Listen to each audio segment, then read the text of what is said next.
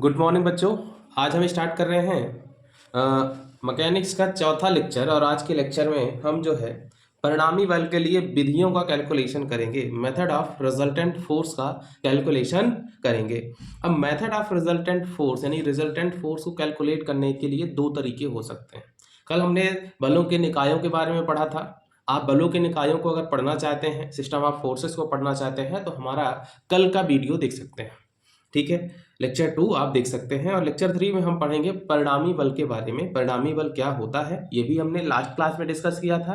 अब परिणामी बल को कैलकुलेट कैसे करेंगे ये जरूर, ठीक है, एक थोड़ी सी टेढ़ी कीर होती है। और बच्चों आज के बाद हम बहुत बढ़िया बढ़िया न्यूमेरिकल करेंगे। सो बढ़िया से आप लोग तैयार रहिए, कैलसी लेके बैठिए। जब भी वीडियो देखिए बिना कैलकुलेटर के काम नहीं बनेगा। ठीक है, अच्छा, परिणामी बल निकालने के दो तरीके होते हैं। एक बलों का समांतर चतुर्भुज का नियम, ठीक है, एक त्रिभुज का नियम भी होता है, लेकिन उसको फिलहाल डिस्कस नहीं कर रहे हैं। दूसरा होता है बच्चों मेथड ऑफ रेजोल्यूशन, जिसे हम वियोजन विधि कहते हैं। तो एक एक करके डिस्कस करते हैं। सबसे पहले समांतर चतुर्भुज का नियम। अब हम समांतर चतुर्भुज का नियम अगर हम बताएं तो समांतर चतुर्भुज का नियम कहता है कि यदि किसी भी निकाय में, किसी भी पिंड में दो बल लग रहे हों, यदि उन दोनों बलों को समांतर चतुर्भुज की दो भुजाओं से दिखाया जा सके, तो उस स्थिति में जो दोनों भुजाएं जहां पे कट करेंगी वहां से जो विकर्ण बनेगा वो रिजल्टेंट बताता है और साथ ही साथ डायरेक्शन को भी बताता है। ठीक है, चलिए डायग्राम बना लेते हैं और उस डायग्राम से समझने की कोशिश कर रहे हैं कि कहना क्या चाहता है। मान लो बच्चों कि दो फोर्सेस हैं,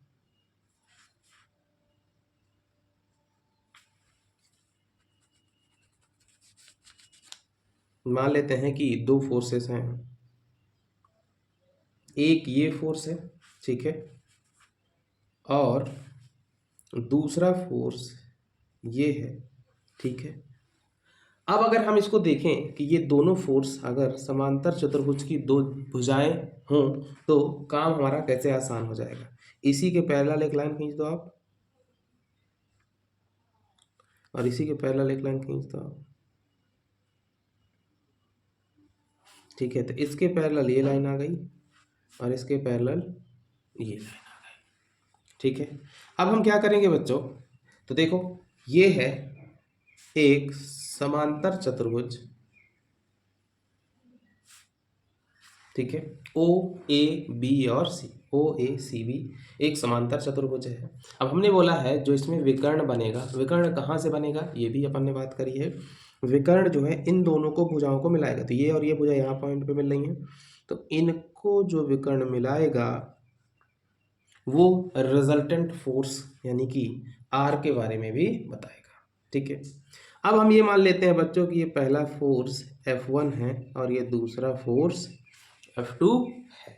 ठीक है, अब क्योंकि कैलकुलेशन करना है तो कैलकुलेशन करने के लिए कुछ एक्स्ट्रा चीज़ें भी हमको करनी पड़ती हैं।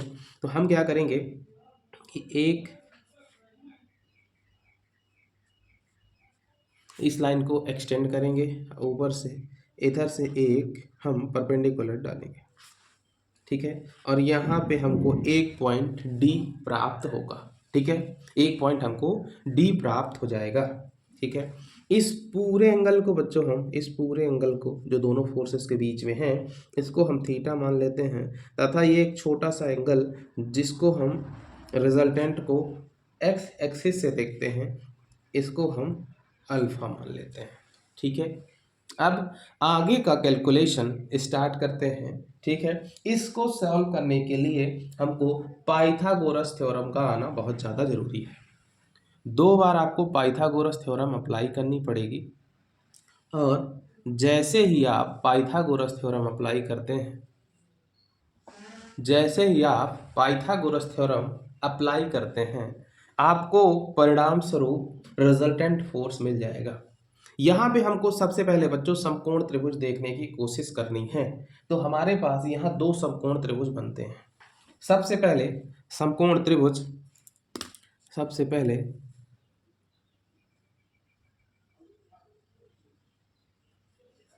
समकोण त्रिभुज किसमें, सी ओ डी में। ठीक है, किसमें, सॉरी, सी डी ओ में। ध्यान आपको ये रखना है, मैथ का ये नियम होता है कि जो समकोण त्रिभुज होगा, जो समकोण त्रिभुज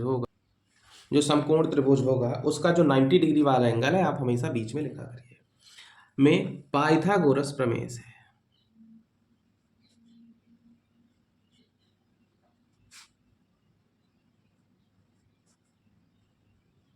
और जब हम पाइथागोरस प्रमेय लगाएंगे बच्चों तो क्या आ जाएगा, ठीक है, ये होता है कर्ण का वर्ग बराबर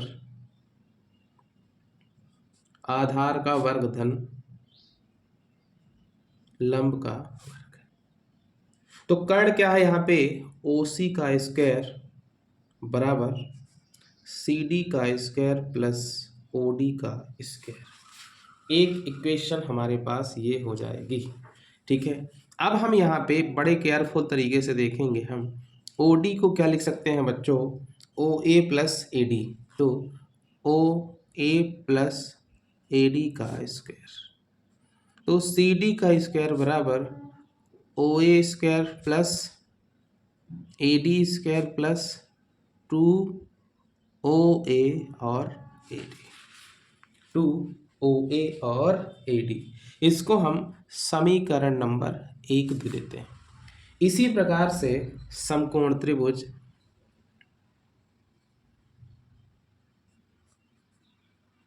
कौन सा बचता है, CD और A, ये छोटा वाला त्रिभुज।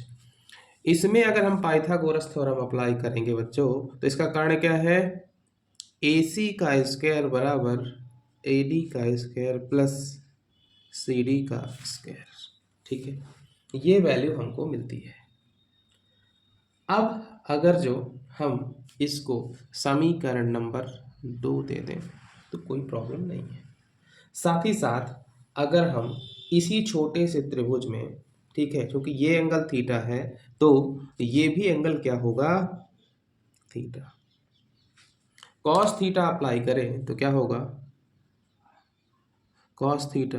तो एक जुगाड़ होता था लाल बटे कक्का, या फिर ठीक है तो इसको यूज करना है साइन कॉस। कॉस के लिए क्या होता है बच्चों, आधार बटे कर्ण। अब आधार क्या है इसमें, तो इसमें आधार है आपका AD और कर्ण क्या है AC, तो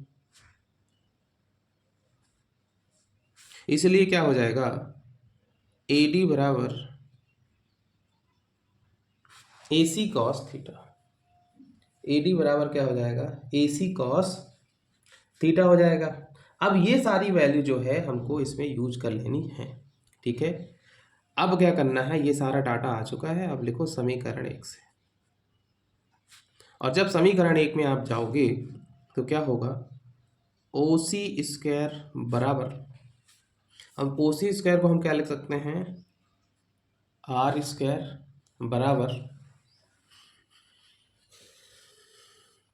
देखिए AD square plus CD square, AD square plus CD square को हम क्या लिख सकते हैं, AC स्क्वायर।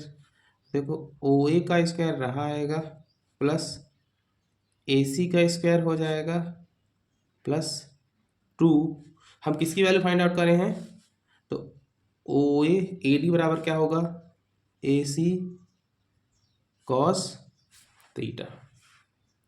तो आगे से अब R स्क्वायर बराबर क्या हो जाएगा, OA स्क्वायर यानी कि पहला फोर्स का स्क्वायर F1 स्क्वायर, AC का स्क्वायर यानी दूसरे फोर्स का स्क्वायर F2 स्क्वायर, और 2 इंटू F1 F2 और कॉस थीटा, ठीक है। जब हम स्क्वायर हटाएंगे तो यहाँ पे रूट आ जाएगा, F1 square plus F2 square plus 2F1 F2 cos theta. यहां से हमारा रिजल्टेंट फोर्स आ जाएगा, ठीक है। न्यूमेरिकल प्रॉब्लम इससे ऐसे बनते हैं कि यदि दो फोर्सेस हो, उनके बीच का जो एंगल हो थीटा हो, ठीक है, उनके बीच का एंगल थीटा हो, तो आप रिजल्टेंट फोर्स फाइंड आउट करो। तो आप इस फार्मूला का उपयोग करके आप ये चीज सॉल्व कर सकते हैं। सीधे आप यूज करें कि under root of f1² plus f2² plus 2f1 f2 cos theta. दूसरी बात और एक चीज़ आती है बच्चों कि ये कितना एंगल बना रहा है, और जब ये बात आती है कि ये कितना एंगल बना रहा है तो उसके एंगल को कैलकुलेट करने के लिए हम क्या यूज करते हैं, tan का यूज करते हैं। और जब हम tan का यूज करते हैं तो tan का यूज करते समय हमको ध्यान देना है कि किसके लिए करना है, कोण अल्फा के लिए, OCD में, ठीक है।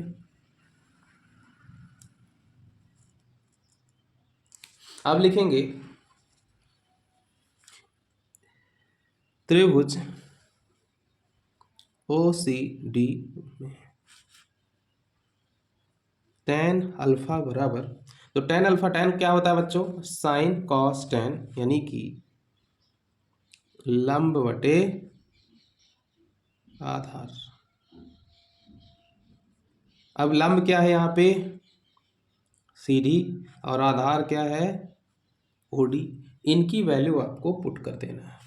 तो CD अपॉन OD को हम फिर से लिख सकते हैं OA plus AD, OA plus AD। और CD जो है बच्चों वो किसके बराबर है, CD जो है वो किसके बराबर है, आप बताइए, F2 साइन थीटा के बराबर है। तो F2 साइन थीटा, OA किसके बराबर है, F1 के बराबर है, और क्या बचा, AD किसके बराबर है, F2 कॉस थीटा के बराबर है। यही हमारा डायरेक्शन का फॉर्मूला हो जाएगा, ठीक है। अब ये बहुत सारे लोगों को समझ नहीं आया होगा कि ये क्या फंडा है। चलिए, AD की वैल्यू तो आपको पता है बच्चों, AC कॉस थीटा होती है, और AC की वैल्यू कितनी है, ये F2 तो ये भी F2 होगा, और ये F1 तो ये भी F1 होगा।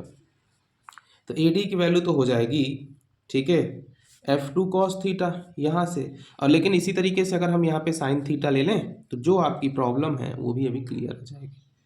तो साइन थीटा इक्वल टू क्या होगा, साइन थीटा इक्वल टू क्या होगा, लंब बटे कर्ण। अब लंब बटे कर्ण, ठीक है। अब लंब क्या है बच्चों, यहाँ पे लंब है CD, और कर्ण क्या है,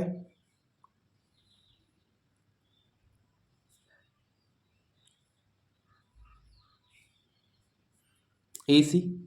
कर्ण क्या है, AC।